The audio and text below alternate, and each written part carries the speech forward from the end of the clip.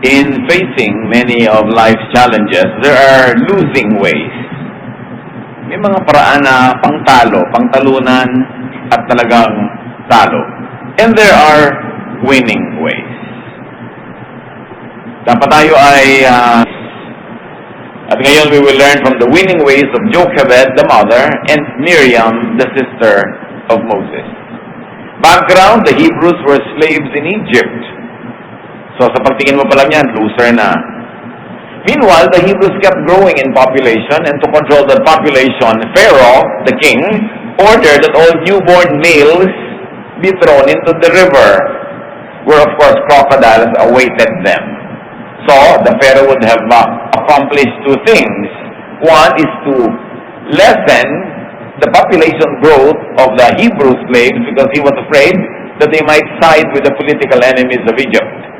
And two, he would be able to make offerings to the crocodile gods in the river. So the problem here was Pharaoh's order. And that order, in many ways, in many forms and color and shapes and tunes, can sometimes be present in our lives. So sa simula pa lang, isipin na natin na yung problema ng mag-anak nila Moses ay may mga katumbas na sa problema sa ating pamilya, sa ating kumpanya, sa ating communities. Exodus 2, 1-4. Now a man of the tribe of Levi married to a Levite woman, and she became pregnant and gave birth to a son. When she saw that he was a fine child, she hid him for 3 months.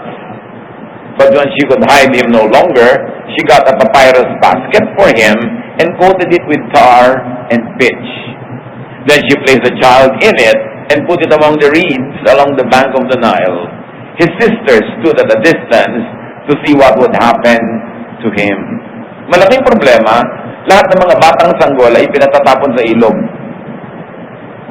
Itong babaeng nagngangalang Jochebed, na magiging nanay ni Moses, gumawa ng paraan kasi nung si Moses ay isilang, sabi niya, napaka-special ng batang ito, kailangan itong buhayin. Hindi pwedeng sundin ang utos ng hari na siya ihulog sa ilog para kainin ng mga buhaya. So itinago niya at nagtagumpay naman siyang maitago ang isang bata ng 3 buwan. But beyond that, it was already impossible. And besides, the Egyptians were very fastidious record keepers, maraming census, binibilang ang mga tao, etc., etc. So gumawa sila ng isang basket na yari sa papyrus, katumbas ng ating water lily. Lumulutang sa tubig yon pag pinagsama-sama mo. Pinahiran nila ng alkitran, mga kung ano-ano mga langis na labas para huwag pasukin ng tubig, at doon inilagay yung bata. At yung bata naman inilagay sa tabi ng mga halamang ilog. In other words, nakasadlak siya doon, hindi siya inaagos-agos at tinatangay-tangay habang binantayan ng kanyang ate na si Miriam kung ano ang susunod na mangyayari. Kung nasa isip ninyo yung 10 Commandments ni Cecil B. DeMille, makabubuting burahin nyo kasi hindi biblical. Hollywood yung kwento, dramatic pero hindi biblical. Ang totoo, mas dramatic pa nga yung biblical account of the story. Doon kasi sa movie, kung nakita nyo na yan, ipinaanod at dinala ng agos ng ilog yung basket at isinadlak sa isang lugar. No, inilagay nila, they planted that basket in a very specific spot. And Miriam, who placed the basket there, stayed there to watch what would happen next. So there was a problem. The problem was there was a son, not a daughter. And sons were destined to die in that moment of history. And the problem was also how to keep the boy alive. Maraming mga pamilya, kahit sa ating bansa, problema nila is how to keep their children alive. Not because some Pharaoh orders them to be thrown in the river, but because of many other reasons. Kumisan poverty, kumisan unwed pala yung mother, pinaproblema niya kung paano niya didispatchahin itong batang ito. Yung iba naman, paano ko ito bubuhayin, unwed ako, etc., etc. So the problem actually confronts us in many ways. And what was the solution of this creative family? They don't give up easily. Hanggang kaya, itinago yung bata, kaya inabot ng 3 buwan. They extended the life of the boy as long as possible. And when necessary, they delivered the boy to the river, but increased the chances of winning. Inilagay sa isang basket na hindi lulubog, isinadlak sa pagitan ng maraming halamang ilog, at binantayan. They have a plan, and they managed that plan. Hindi nila sira-sira, what will be, will be. Hindi nila ipinagparitas, ipinaanod, bahala ka na Lord. Ginawa nila ang what is humanly possible to keep the baby afloat in the river for as long as possible. Counterpart of what they did to hide him as long as possible. You know, when life is threatened, the immediate thing is to just continue to extend that life. Day by day, moment by moment, minute by minute, but extend it. And that's what they did. What happens next is better than any Hollywood plot. Exodus 2:5-6. Then Pharaoh's daughter went down to the Nile to bathe, and her attendants were walking along the riverbank. She saw the basket among the reeds and sent her female slave to get it. She opened it and saw the baby. He was crying, and she felt sorry for him. This is one of the Hebrew babies, she said. This could have been the exact plan. This family knew what to do. It was not an accident. Miriam planted the basket exactly in the spot where they knew the princess comes to bathe. It was meant to be discovered by the princess herself. So they did what was humanly possible, and then God did what was next, to touch the heart of the princess. So she ordered one of her maids to get the basket and open it, and when she saw the baby there, she felt sorry for him. Sabi niya, isa ito sa mga biktima ng decree ng tatay ko na patayin ang mga batang ito. So, the family must have had prior knowledge about the princess's habits. Meron silang prior knowledge and intelligence on the topography of the river, on the exact spot where it would be safe from crocodiles, precisely because that's where the princess bathes. So it must be safe from crocodiles. And so that was where the baby was delivered. So, kumagat ang plano, nakita ng prinsesa ang bata at naawa, at nadidinig ni Miriam ang awa na ipinahayag ng babaeng ito. Exodus 2:7. Then his sister asked Pharaoh's daughter, "Shall I go and get one of the Hebrew women to nurse the baby for you?" One of the most aggressive selling propositions you'd hear. At kayo na mga nasa sales, alam nyo yon. Hindi pa umu-order, itatanong mo na, kailan ko po i-deliver? Naks. Para talagang i-deliver na ang pinag-uusapan, hindi, o-order po ba kayo? No salesperson asks that. Kasi binibigyan mo ng option yung tao to say, no, I will not order. Hindi itinatanong ang tao agad, kailan po ako magde-deliver? Ilan po ang i-deliver ko? Anong kulay ang gusto nyo? Ganon agad. Para lundagan nyo na yung question na, bibili ba siya or not? Pagkakita ni Miriam, she seized the moment, sumulpot siya mula sa kawalan, at sabi niya agad sa prinsesa, susundo po ba ako ng isang babaeng Hebrew para maging yaya ng bata at siyang mag-alaga imbes kayo? A most timely approach. A bold proposition. But it was easy to say yes to. Why? Sabi niya, shall I go? Shall I get a nurse for the baby to take care for you? Ang ganda ng selling proposition. Ako ang tatakbo, ako ang kukuha ng yaya para maligtas ka sa pag-aalaga at mag-iisip ko, sino pang pag-aalagain mo dyan? Ako na lang nangahanap. At pag may nag-alaga na, aalagaan niya para sa iyo.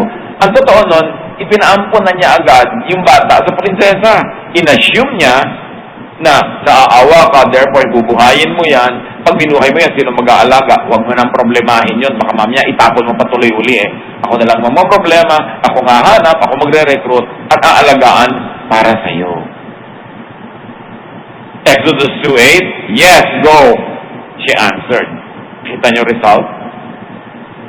It works. And now the problem used to be Pharaoh's command. Now the answer is Pharaoh's daughter's command.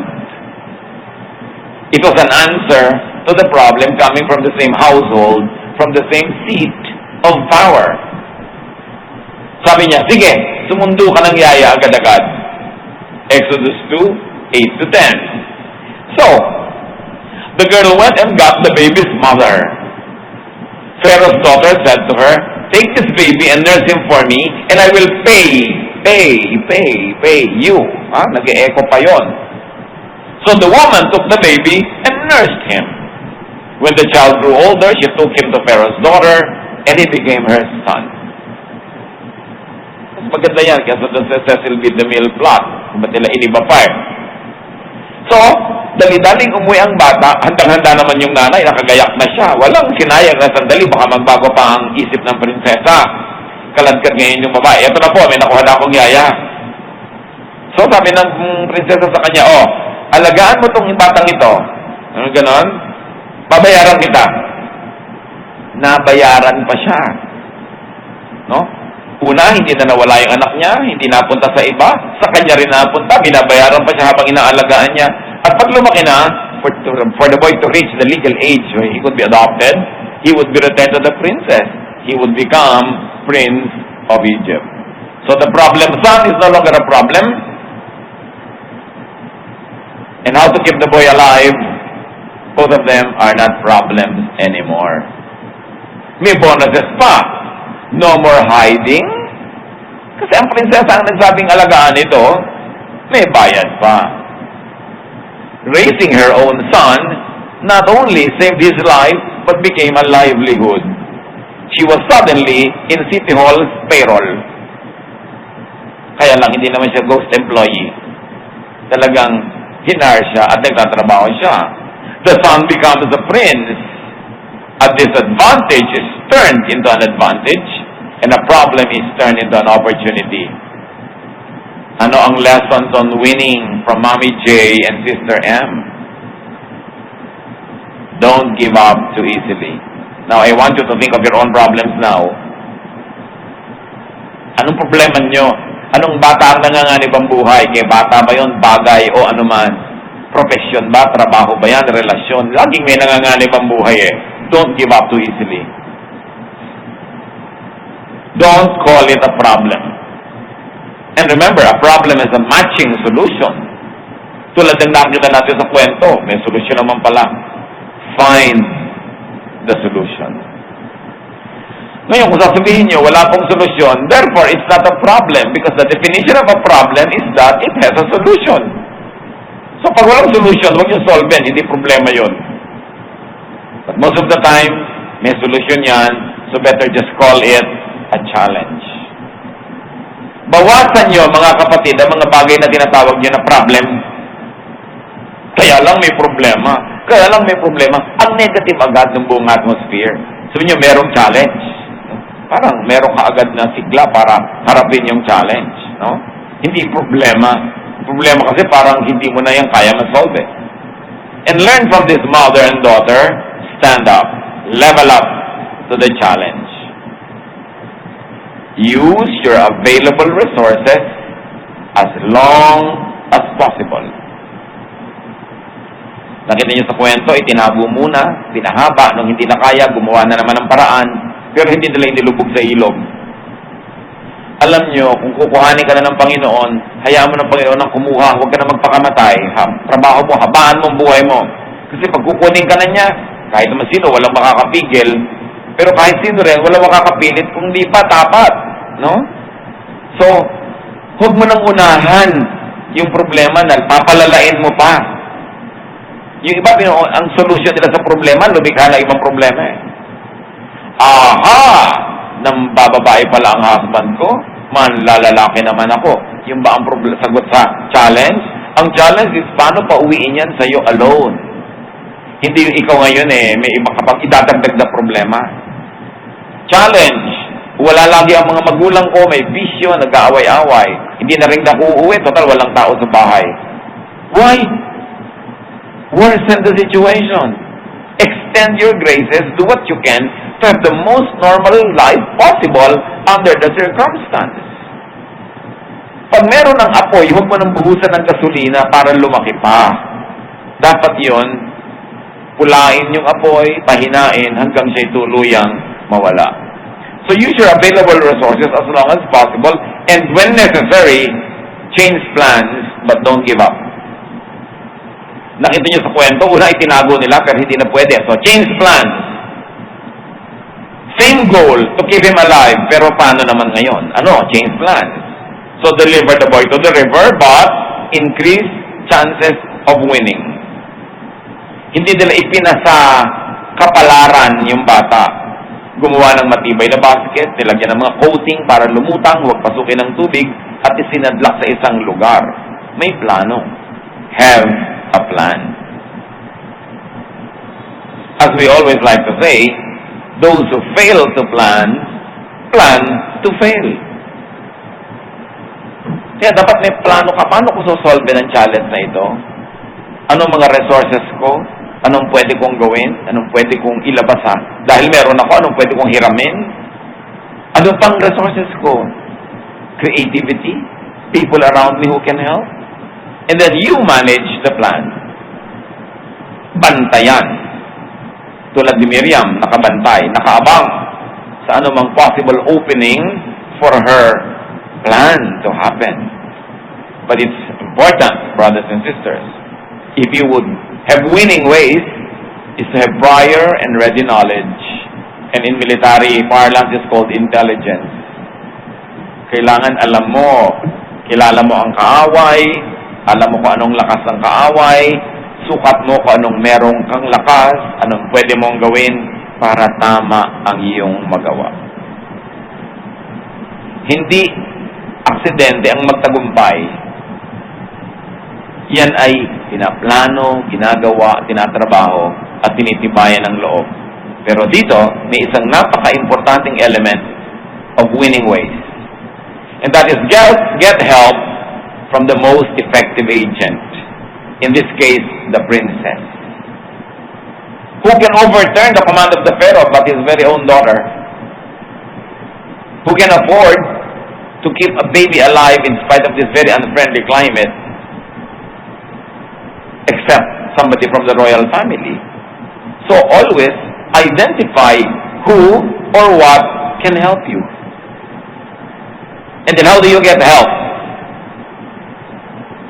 Offer to potential helpers a most attractive proposition. Nakita niyo yung in-offer ni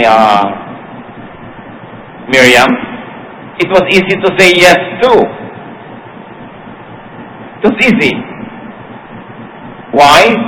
Because it was convenient for the other.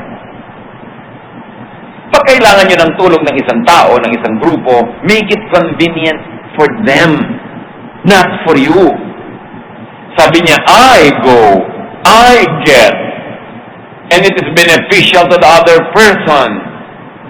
The nurse, we will nurse the baby for you. At hindi niya agad sinabing, oh, ihahanap ko ng yaya, sweldohan nyo. Diba?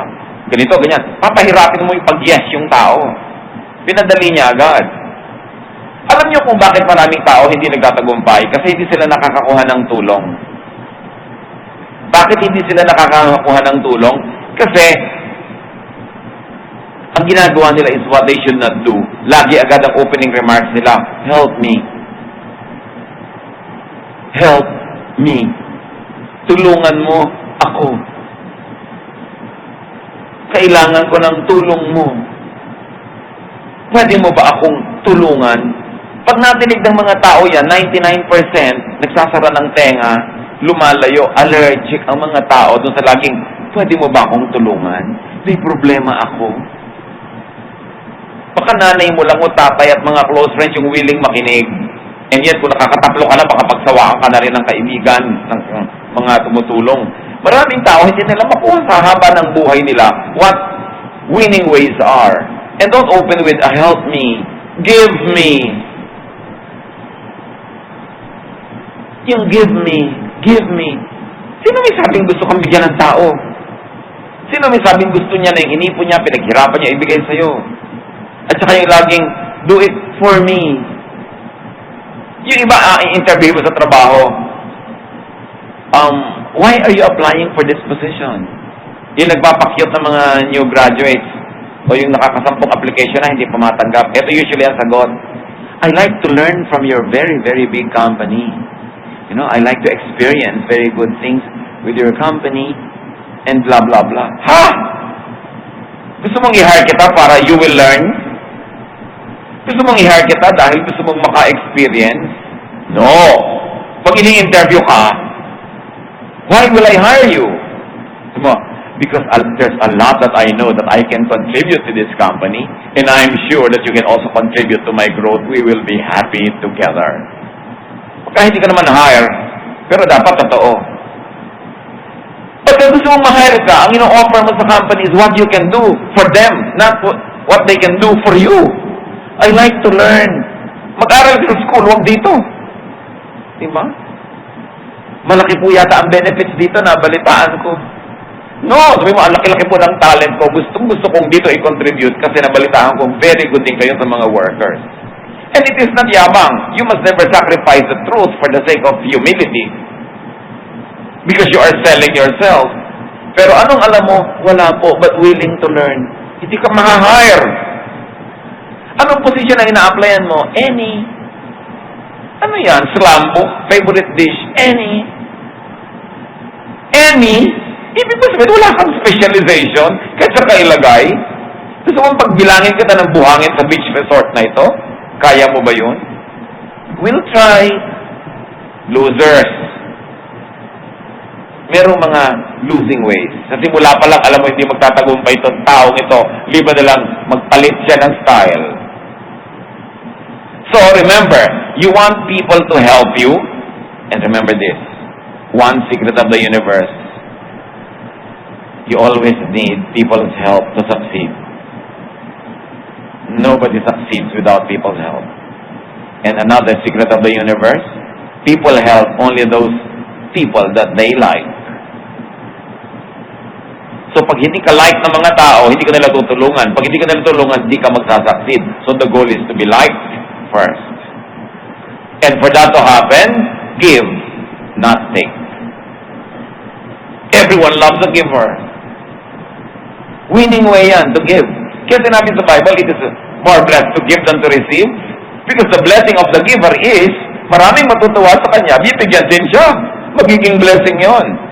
Yung mga baluktot ang isip, akala niya, wow, naisahan ko siya, na 1, 2, 3 ko siya, nalamangan ko. Akala niya, panalo siya. No, kasi hindi na siya mauulit sa tao na yon, or baka singilin siya, o hanapin siya at gantihan. That's why it is always good to give. Pag may good client ka, huwag mong patayin. Buhayin mo siya. Pag may puno na namumunga, lalo mong alagaan, huwag mong iabuso. Do not kill the goose that lays the golden egg. Dapat marunong kang hindi one time, big time na isahan mo yung tao, kumita ka ng malaki. Ang mga tao naman matatalino. Kung hindi nila naisip agad-agad, kung iniisahan mo sila, mapag-iisip-isip din nila yon. Hindi ka na makakaasa ng anumang tulong mula sa kanila. So give not take, or at least give first before taking. That's how it works. For the best and sustainable relationship with people is to give and take and give. Whenever you can, as long as you can, be the most recent giver, not the most recent recipient. Tuwing kaya mo, liba na lang hinang-hina ka, may sakit, may karamdaman, o may malaking suliranin, ikaw dapat ang magbigay. At ang last performance mo is a performance of giving, not of receiving. When you position yourself that way, you will be able to solve many of your problems, surmount many of your challenges, and even end up winning because people will love to help you. People love givers and helpers. That's the truth in life. You succeed mainly because people help you. Of course, God helps us. Hindi naman yan ang pinag-uusapan natin ngayon. Yung human level ang pinag-uusapan natin. Nandiyan yung Diyos, hindi nawawala sa equation. But on the human level, people help those they like. So ang tanong, likeable ka ba? Kung ang laging linya mo ay give me, help me, I have a problem, do you think anybody will like you? Pagsasawaan ka. Tulungan ka minsan, mamaya may problema ka na naman, tutulungan ka ulit, nagkakaroon ng donor fatigue. Pinagsasawaan din. Kasi ang tao naman walang bottomless resources. Limited din. Bibigyan ka ng konti. Tapos pag nakita ka ulit, hindi ka pa rin nakakabangon, bibigyan ka na naman. So yung konting natira niya, itutulong ulit sa'yo. Sa pangatlong beses, tatong ka na naman, may kailangan ka na naman, iwasan ka na. Huwag ka magtampo. Natural lang yon. People will want to preserve what they have to keep themselves alive. People don't work hard to be able to give you something when you ask, except our parents, and probably a few people who love us very much. Walang tampo-tampo. Kaya kung minsan nagkasakit ka, may tutulong sa'yo, pero naman, 9 na buwan ka na sa ospital, ano? Nakatatlong balik na yung mga dumadalaw, andong ka pa, talagang mauubusan sila ng kakayahan para tumulong. Hindi ka dapat magtampo. Ang haba naman kasi ng pagkakasakit mo. Wala ka pang naitanim na mabuti. Wala kang nagawang mabuti, tapos aasahan mo, tutulungan ka ng tao. Kaya maraming hindi nagtatagumpay, hindi sila marunong magtanim. Sa mga panahon na kaya nila magtanim. Mga kapatid, basta kaya nyo magtanim, magtanim kayo. Kaya nyo magbigay, kayo yung magbigay. Dumarating yung panahon na kuminsan, ikaw talaga mangangailangan, at least marami kang tanim. Hindi lang na-obligay yung taong tumulong sa'yo, willing. At kung humaba yung panahon ng pangangailangan mo, pwede mong habaan ang oras ng panghihingi, willing pa rin. Kasi mahal ka. Kasi love ka. Kasi like ka nila. So, importante, people like and love people who make their lives easier, nicer, better. Magbabakasyon ka sa bahay ng may bahay, tapos para kang prinsesang nakaupo sa tasa, hindi ka naman kasoy. Ang tamad-tamad mo, ang takaw-takaw mo, yung pinaghigaan mo lang, hindi mo maligpit, gagamit ka ng banyo, naging pusali, paglabas mo, nabasa lahat. Sa palagay mo, maimbita ka pa uli. Tapos darating ka, mamamasyal ka, pagdating ko, gutom na ako, anong ulam? Wala ka man lang dala, hindi ka man lang dumaan sa palengke o supermarket. O may dala akong ulam para sa ating lahat. Tandaan nyo yan. Nagugustuhan ka ng tao. Pag ang presensya mo sa buhay nila, nagpapadali, nagpapaganda, at nagpapaunlad sa kanila. Ganun lang talaga yun. Kaya kung dumarating yung panahon na wala kang kapera-pera, nakikitira ka, dapat ang sipag mo. Pinag-aaral ka ng kung sino, dapat ang bait-bait mo, hindi lang sa high grades. Humahanap ka ng paraan, hugasan mo yung kotse niya, linisin mo yung bahay niya. Siguradong hindi pa nag-enrollment ulit, tinatanong ka na naman, magkano kailangan mo nag-enrollment? Pero kung yung pagmumukha mo, makikita lang niya tuwing may babayaran kang kailangan, pagsasawaan ka. Hindi ka magtatagumpay sa buhay. So, do you brighten up a room just by entering it?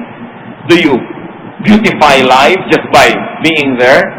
Or are we a burden? Pagsasawaan at pagsasawaan ka nun. At pag dumating yung malaking chance, opportunity, walang tutulong sa'yo, then it passes you by. Hindi mo napansin, tumanda ka na, malapit ka nang gumraduate at tawagin ng hukay. Wala pa nangyari sa buhay mo. Kasi walang willing tumulong. Be that blessing to people, and they will help you solve your problems, overcome your challenges, and succeed. How else? What are the winning ways of this mother and daughter tandem? Get bonuses. Get paid. And get paid well. Bakit may mga tao na kumikita ng ang laki-laki sa buhay nila at maraming tao all their lives sa kuba na sa pagtatrabaho ang liit-liit ng kita? Hindi na natapos hulugan ng payong kasi bago masira, bago mabayaran, sira na uli. Kukuha na naman ng hulugan. Nakatali habang buhay sa pagkaliit-liit na budget. Hindi naman tamad. Trabaho ng trabaho. Because they get paid, yes, but they don't get paid well. How do you get paid well? You get paid well when you have knowledge. Kailangan may specialization ka. Yung any I like to apply for any position that's vacant in your company. Will anybody be interested with you? Tapos yung application form mo pa, napakatamad mo, to whom it may concern. Alam niyo yung mga letter na, Dear Sir, Ma'am, ha? Hindi mo lang pinili kung anong kasarian ko? Sir/Ma'am, ba't ko babasahin ang sulat mo when you don't even care to address it to me? There are losing ways, and there are winning ways. Sulat, hihingi ng donation, 3 pages. Do you think I have all the time in the world to spend reading your long letter? Why don't you go direct to the point? Tell me how I can help so I can decide immediately after 3 sentences if I like to help or not. But if you waste my time, you lose my interest. There are winning ways and there are losing ways. So you get paid well when you have knowledge. Therefore, specialize in something. Bawat isang tao binigyan ng Diyos ng special talent. Now let me tell you a secret of the universe. You become rich when you make a livelihood out of your special talent. Because in that department, you can become a star. You can rise because you're gifted. Pero when you take any available job, tagabilang halimbawa ng munggo sa palengke, hindi masamang trabaho, pero hindi. Liban na lang, ang talent mo, ang bilis mo magbilang ng munggo, pag ginanong mo isang kaban, bilang mo ng ilang piraso. Dapat, ang trabahong kinukuha mo, yung bagay sa talent mo, hindi yung kung ano lang available. And that is the case of more than 80% of the people on the planet. Because they don't look into themselves and see what giftedness they have. How the Lord has gifted them powerfully. O look at Manny Pacquiao, kung ano siya nag-rise to that. Diba dati naglilinis din sa mga bote, nagtitinda ng mga bulaklak, kung ano-ano. Eh hindi naman yun ang special talent niya, boxing pala. Kung nanatili siya sa paglilinis ng bote, buhay pa rin siya ngayon. Pero hindi natin siya pag-uusapan. Anong talent mo? Diyan fair ang Diyos. Binigyan niya ang lahat ng tao ng talent. But you've got to cultivate the talent, develop it, and sell it. You've got to sell your talent. So plan well. Sell your best strengths and expertise. Kinukuha ka halimbawa ng isang employer, o dito ka, pwede ka maging receptionist. Ang talent ko po, maging treasurer. Ang galing-galing ko po mag-budget at maghawak ng cash. Papatulayan ko sa inyo, itong mga record ko, ganon. Nung pumasok ako sa ganitong company, nakat ko ang kanilang unnecessary expenses. Dapat back up mo by support. Pag kine-claim mo na mag-usay ka, hindi nasa hangin yung imagination mo. Merong support. Ma-hire ka. Pero any vacant position, may stuck ka dyan all your life. Sayang yung talent mo when you are in the wrong place. And you will not make a lot of money, you will not make a lot of profit, kahit sa halaman, pag itinanim mo sa maling lupa, hindi siya masyadong mamumunga.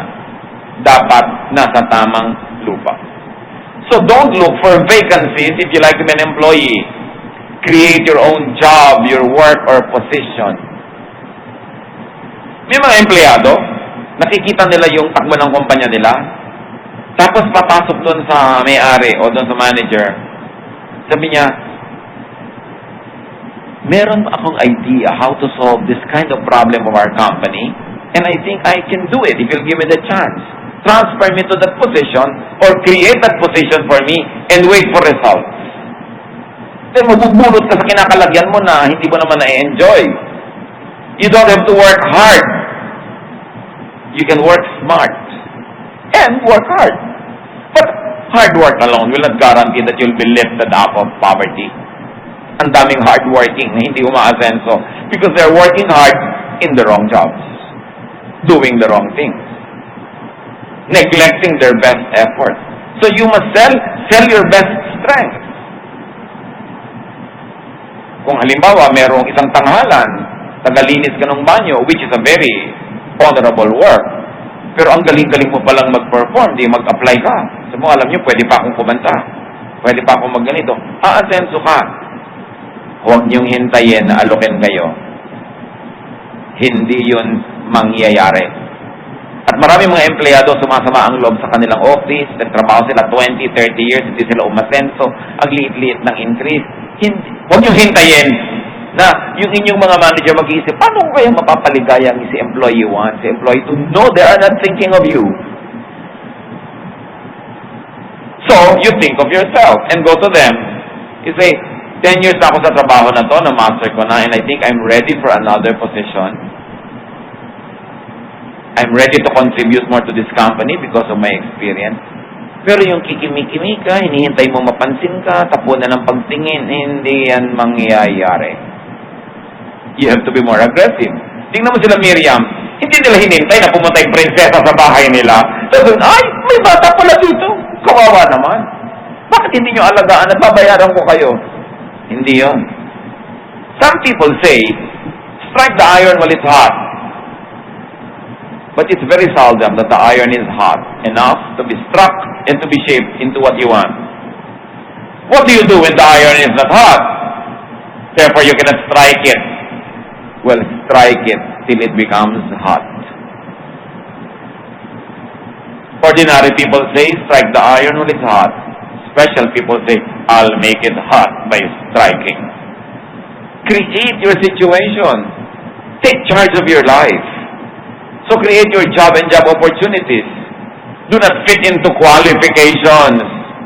Sell your talents. Kasi titignan mo, pag nag-a-apply ka, anong qualification nire-require nila? Pipilitin mo yung mag-swak sa qualification na yon. I-rewrite mo pa yung biodata mo. You can say, these qualifications are not mine, but may I offer you my qualifications that you did not seem to remember to look for, but I believe can help you? Then offer it.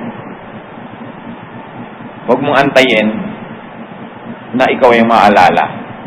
Yung isang past president natin, kauupo pa lang sa Malacanang, may isang dumating sa kanyang babae. Sabi niya, I'd like you to consider my credentials because I think I can help your government if you made me secretary of this. Tinignan, naging secretary of that siya. Inantay ba niya na siya pansinin? No. Be proactive. And then when you are given an opportunity, say, sige, susweldohan ko kayo. Malaking itong bata. Raise a prince. Make an excellent product. Na nung ibinalik nila sa prinsesa, ready to become prince, yung bata. Like Moses, that same product will in turn help you. Remember, your product is your best biodata. It is your best business card. Kung minsan may makikita ka na bagong gawang kung ano, sino gumawa nito? Hahanapin mo kasi ang ganda ng gawa. May natikmang kang pagkain, sino nagluto nito? Ang husay. Bahala kung magtayo ng specialty restaurant, baka pwedeng siya yung chef. Lahat ng ginagawa natin, dapat quality dahil laging may nakakakita niya na potential market mo. Huwag kang, pwede na yan. Kasi ganun din ang mangyayari sa buhay mo, pwede na yan. Alisin mo yung pwede na yan. Ganyan lang talaga ang buhay. Burahin yan sa bokabularyo. Dapat, sabi mo, dapat hindi ganyan ang buhay. Babaguhin ko yan. Hindi yung ganyan lang talaga ang buhay. Pwede na to. Ay, wala tayong magagawa. Losers ang nagsasabi niyan. So, alisin nyo yan sa vocabulary. Ang mga anak ng Diyos, dapat winners. Not winners against other people, but winners against your own self, your own weakness, your own possible destructive tendencies. So what is your problem now? First, call it a challenge. Learn from Jochebed and Miriam. Have a plan. Manage and execute it. Make it attractive for people to help you by giving back to them. A person who gives is a very attractive person. That is why it is more blessed to give than to receive. Dahil sabi rin sa Bible, give and it will be given you. Kaya blessing. When you give, it's given to you. And besides, even if it's not given back to you, the moment that you gave, ibig sabihin you already previously received because you have something to give. Givers are recipients first. That's why it's only but natural and expected that you give also so that the giving cycle will continue. So givers are recipients first, then they become recipients again because they give. Winning ways. Sabi ni Lord, I want you to have a full life. I came that you might have a full life. But you cannot have a full life if you're a loser, or a loser for long, or a loser for life. Win. develop a lifelong network of supporters and helpers by first being a supporter and a helper yourself. Yung iba nagpupunta ng account sa bangko, good. Nagpupunta ng mga savings, good. Pero magpuntar kayo ng mga friends, people that you help, people that you really genuinely care about, because these are the same people who will help you and care about you in your moment of need. Pag wala kang naipupuntar na friend, baka ni walang makipaglibing sa'yo. Madaling makita yan sa mga lamay, sa mga libingan. Sabi niyo ba, ay bakit sasampu lang ang dumating? Walang katao-tao, siguro masama o gali. Sinichismis ka pa bangkay ka na nga. Pero pag ang daming tao, wow, siguro ang bait ng taong ito, ang daming tinulungan, ang daming pinaligaya, kaya ayan, marami tuloy nagluluksa. Malalaman at malalaman. Magpundar. Yung magkaroon ka ng mga kakampi, mga alyado, mga nagmamahal sa iyo, nakikipagmahalan ka. Winner ka nun. Kaya winner ang tao na active sa church. Marami ka laging kasama, karamay. Although nadadami ka rin sa problema nila, ganun talaga. Alam nga naman puro ka take. Siyempre, give, take, give. Ganun ang buhay. Inhale, exhale. That is how to live. God does not want us to be losers. Ayaw lang Diyos maging karaniwan lang ang mga tao. Lahat special. But for you to shine, be in the right place. Take your correct place. And you will shine. Don't settle for anything less than that. Huwag mo sabihin ganyan talaga yan. Wala tayong magagawa. Because sabi, I can do all things through Christ who gives me strength. And Christ likes you to be a winner. Dear God, we thank you for this wonderful story of Jochebed the mother and Miriam the sister. Wise women who made the nearly impossible possible by your help, with your blessing, but naturally with their participation.